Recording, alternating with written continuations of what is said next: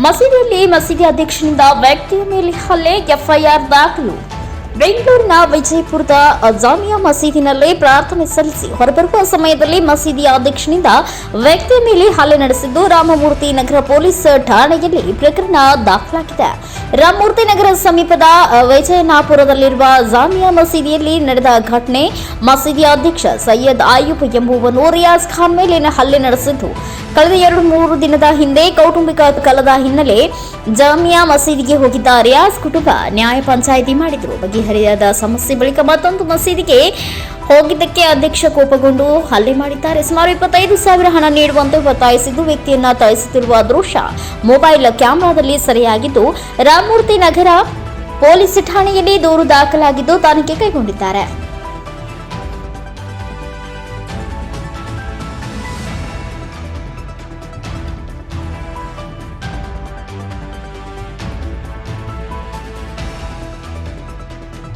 ನಮ್ಮ ಮಸೀದಿ ಜಾಮಿಯಾ ಮಸೀದ್ ಅಲ್ಲಿ ಸುನ್ನತುಲ್ ಜಮಾತ್ ಜಾಮಿಯಾ ಮಸೀದ್ ಕೊತ್ತೂರಿಂದ ಒಂದು ಲೆಟ್ರ್ ಬಂದಿತ್ತು.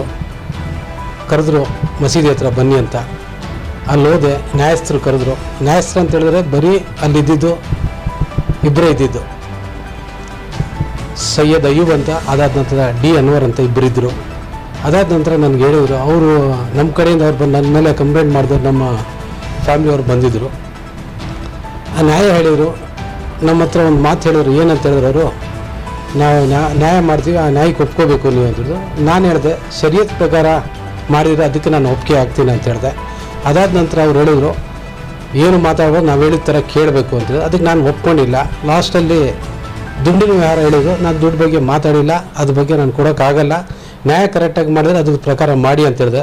ಅದಾದ ನ್ಯಾಯ ಒಪ್ಪಿಗೆ ಆಗದಿದ್ರೆ ಎದ್ದೋಗಿ ಇಲ್ಲಿಂದ ಅಂತ ಹೇಳಿದ್ರು. ಎದ್ದು ಬಂದೆ ನಾನು. ಅದಾದ ಮತ್ತೆ ಕೆಲವು ದಿವಸ ಆದಮೇಲೆ ಮತ್ತೆ ಕರೆದ್ರು. ಈಗ ನಾನು ಮನೇಲಿ ಇಲ್ಲಿ ಇರಲಿಲ್ಲ, ಅಪ್ಪ ಅವರು ಸೀರಿಯಸ್ ಇದ್ದರು, ಊರಲ್ಲಿದ್ದೆ ಬಂಗಾರಪೇಟೆಯಲ್ಲಿ.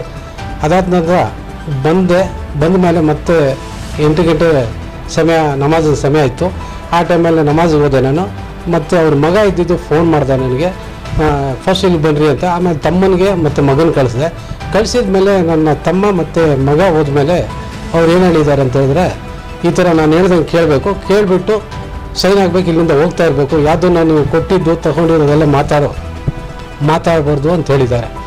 ಅದಕ್ಕೆ ನಾನು ಒಪ್ಪಿಗೆ ಆಗಿಲ್ಲ. ಮತ್ತು ಬೇರೆ ನಮ್ಮ ಶರೀಯತ್ ಕೋರ್ಟ್ ಅಂತಿದೆ, ಅಲ್ಲಿಗೆ ಹೋದೆ ನಾನು. ಅಲ್ಲಿಗೆ ಹೋದ ನಂತರ ಅಲ್ಲಿ ನಾನು ಫೈಲ್ ಮಾಡಿದ ನಂತರ ಅಲ್ಲಿ ಅವರು ಸುಮಾರು ಸರಿ ಅವ್ರಿಗೆ ಕರೆದ ಮೇಲೆ ಅವರಲ್ಲಿ ಹಾಜರಾಗಿಲ್ಲ. ಕಂಪ್ಲೇಂಟ್ ಮಾಡಿದೆ, ಕೋರ್ಟಲ್ಲಿ ಕೇಸ್ ಮಾಡಿದ ನಂತರ PCR ಆಯಿತು. PCR ಮತ್ತೆ FIR ಮಾಡಿದೆ. FIR ಮಾಡಿಬಿಟ್ಟು ಆದಮೇಲೆ ಅವ್ರು ಮತ್ತೆ ಇಲ್ಲಿ ಬಂದು ನನಗೆ ಬೆಳಗ್ಗೆ ಮಸೀದಿಗೆ ಹೋದೆ ನಮಾಜ್ಗಂತ. ಬೆಳಗಿನ ಜಾವ 5:30ಗೆ ನಮಾಜ್ ಇತ್ತು. ನಮಾಜ್ ಆಯಿತು. ಅದಾದ ನಂತರ ಹದೀಸ್ ಓದ್ತಾರೆ. ಹದೀಸ್ ಓದಿದ ನಂತರ ಸಲಾಮ್ಗೆ ನಿಲ್ಕೊಂಡ್ಬಿಟ್ಟಿದ್ದಾಗ ಅಂಥ ಸಮಯದಲ್ಲಿ ನಿಲ್ದ ತಕ್ಷಣ ನಮ್ಮ ಮಸೀದಿನ ಸೈಯದ್ ಅಯ್ಯೂಬ್ ಅವರು ಬಂದು ನನಗೆ ಗಡ್ಡೆ ಹಿಡ್ಕೊಂಡು ಈ ಥರ ಎಳೆದ್ಬಿಟ್ಟು, ಮತ್ತು ಇಲ್ಲೆಲ್ಲ ಗೋರೆಲ್ಲ ಬಿದ್ದಿದೆ, ಈ ಥರ ಕೊರಚಿ ಕಾಲಲ್ಲಿ ಗುಪ್ತ ಜಾಗದಲ್ಲಿ ಹೊಡೆದಿದ್ರು 2 ಸಾರಿ. ಅದಂತರ ಜನ ಏನು ಹೇಳಿದ್ರಲ್ಲಿದ್ದೆ, ಹೊರಗಡೆ ಹೋಗಿ ಅಂತ ಹೇಳಿದ್ರು. ನಾನು ಮಸೀದಿ ನಾವು ಅಲ್ಲಿ ಒಂದು ದೇವರ ಪ್ರಾರ್ಥನೆ ಜಾಗ ಅಂತ ಹೇಳ್ಬಿಟ್ಟು ಹೊರಗೆ ಬಂದು ನಿಲ್ಕೊಂಡು ಮತ್ತೆ 3 ಸಾರಿ ಮತ್ತೆ ಒದ್ರು ಕಾಲಲ್ಲಿ. ಮತ್ತು ಅವಶ್ಯಕ ಶಬ್ದಗಳಿಂದ ಬೈದರು. ಅದರಿಂದ ನಾನು ಹೊರಗಡೆ ಬಂದೆ. ಯಾರೂ ನನಗೆ ಸಪೋರ್ಟ್ ಆಗಿಲ್ಲ.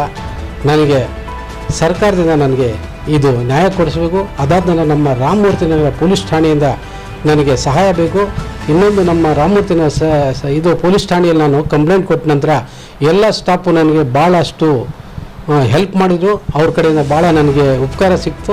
ಅದರಲ್ಲಿ ಇಷ್ಟೊಂದು ಆಯಿತು. ಇದನ್ನು ಮತ್ತೆ ನನಗೆ ಜೀವ ಬೆದರಿಕೆ ಮಾಡ್ತೀವಿ ಇವ್ರ ಮಕ್ಕಳಿಂದ ಮತ್ತು ಬೇರೆ ಕಡೆಯಿಂದ ನನಗೆ ಪರಿಚಯ. ಇನ್ನೊಂದು ಶ್ರೀಮಂತರು ಕೂಡ ನಾನು ದಬಾವ್ ಆಗ್ತಿದ್ದಾರೆ.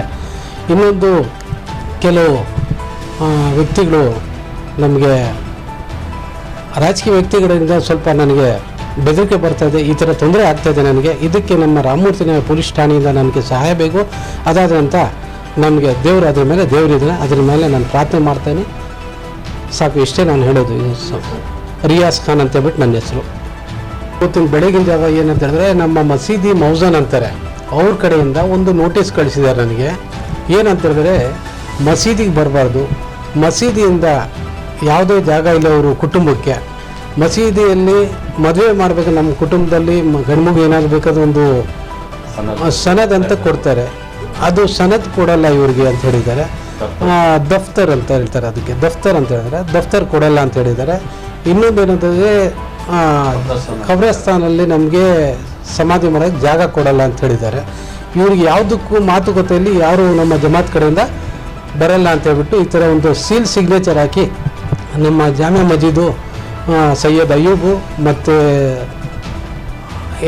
ಡಿ ಅನ್ವರ್ ಅಂತ ಹೇಳ್ಬಿಟ್ಟು ಇನ್ನೊಬ್ಬರು ಬಂದು ಕೆಲವರು ಹಾಕಿದ 3 ಜನ ಈ ಥರ ಅದರಲ್ಲಿ ಸಿಗ್ನೇಚರ್ ಮಾಡಿ ಸೀಲ್ ಹಾಕಿ ಕಳಿಸಿದ್ದಾರೆ ನನ್ನ ಮನೆಗೆ. ನಾನಿರಲಿಲ್ಲ, ಹಾಜರಿರಲಿಲ್ಲ, ನಮ್ಮ ಮಿಸ್ಸಸ್ ಇದ್ದರು, ಅವ್ರ ಕೈಯಲ್ಲಿ ಸಿಗ್ನೇಚರ್ ಮಾಡಿಸಿ ರಿಸೀವ್ ಮಾಡಿದ್ದೀನಿ.